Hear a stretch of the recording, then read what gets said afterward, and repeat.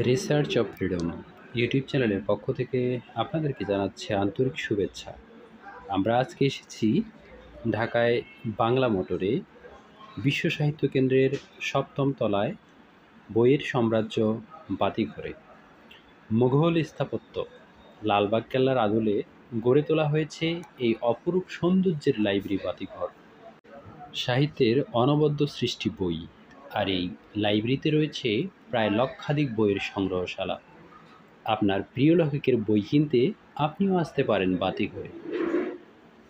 ২০০৫ সালে চট্টগ্রামে এবং ২০১৭ সালে বিশ্ব সাহিত্য কেন্দ্রের ৭ম তলায় এই বাতিঘর যাত্রা শুরু করে।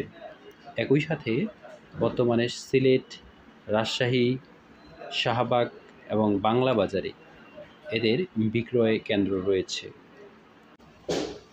পৃথিবীর সব বিখ্যাত লেখকের বই আপনি এখানে পেয়ে যাবেন। একই সাথে কিছু কিছু বইয়ের ইংরেজি মূল অনুবাদও আপনি পেয়ে যাবেন। এখানে শিশুদের জন্য রয়েছে আলাদা একটি কর্নার। চমৎকার এই কর্নারটিতে শিশুদের জন্য আলাদা করে বই পড়ার ব্যবস্থাও রয়েছে। সপ্তাহের ৭ দিন সকাল ১০টা থেকে রাত ১০টা পর্যন্ত আপনার জন্য উন্মুক্ত থাকছে এই বাতিঘর। ব্যস্ত এই ঢাকা শহরের মাঝে কিছু প্রশান্তি যদি পেতে চান, তাহলে আসতে পারেন বিশ্ব সাহিত্য কেন্দ্র ভবনের এই ৭ম তলায়। আসতে পারেন আপনার বন্ধুবান্ধব, প্রিয় মানুষদেরকেও নিয়েও।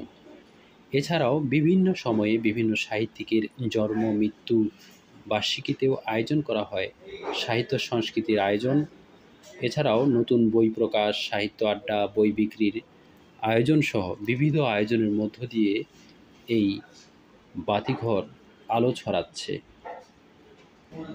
এত সুন্দর একটি জায়গা, নিশ্চয়ই আপনার জানতে ইচ্ছা করছে এই সুন্দর জায়গাটি কার হাত ধরে প্রতিষ্ঠা লাভ করলো।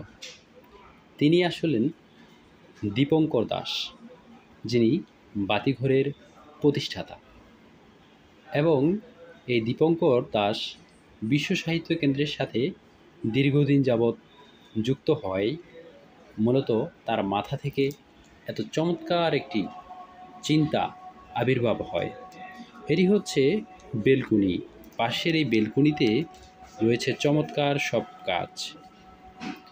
এবং আজকে বৃষ্টি হচ্ছে, বৃষ্টি হওয়ার কারণেই পরিবেশটি আরও চমৎকারভাবে আমরা দেখতে পাচ্ছি। এখানে গ্লাস দিয়ে আমরা দেখতে পাচ্ছি বিশ্ব সাহিত্য কেন্দ্রের ভিতরের বাতিঘরের দৃশ্য।